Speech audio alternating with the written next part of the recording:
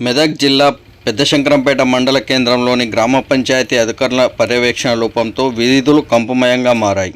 ప్రధానంగా ప్రియాంక కాలనీతో పాటు పలు కాలనీల్లో పారిశుద్ధ్య లోపం కొట్టొచ్చినట్టు కనిపిస్తుంది. దీంతో కాలనీ పురవీధులు కంపు కొడుతూ దుర్గంధంతో దర్శనమిస్తున్నాయి.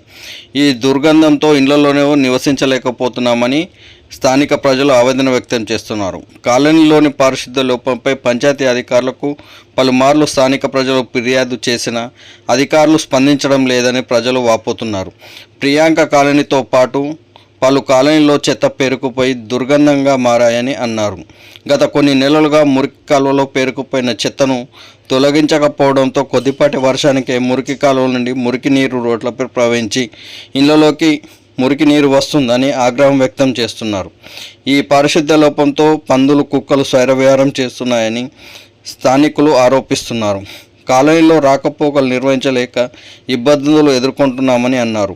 పంచాయతీ అధికారులు నిర్లక్ష్య ధోరణితో కాలనీలో ముక్కులు మూసుకొని ప్రయాణించే పరిస్థితి దాపురించిందని మండిపడుతున్నారు. వర్షాకాలం మొదలు కావడంతో సీజనల్ వ్యాధులు వ్యాపించే అవకాశం ఉందని స్థానికులు ఆందోళన వ్యక్తం చేస్తున్నారు. ఇప్పటికైనా గ్రామ పంచాయతీ అధికారులు సమస్య తీవ్రతను గుర్తించి కాలనీలోని మోరీల్లో పరిసరాల్లో పేరుకుపోయిన చెత్తను తొలగించి డంపింగ్ యార్డులకు తరలించాలని కాలనీవాసులు కోరుతున్నారు.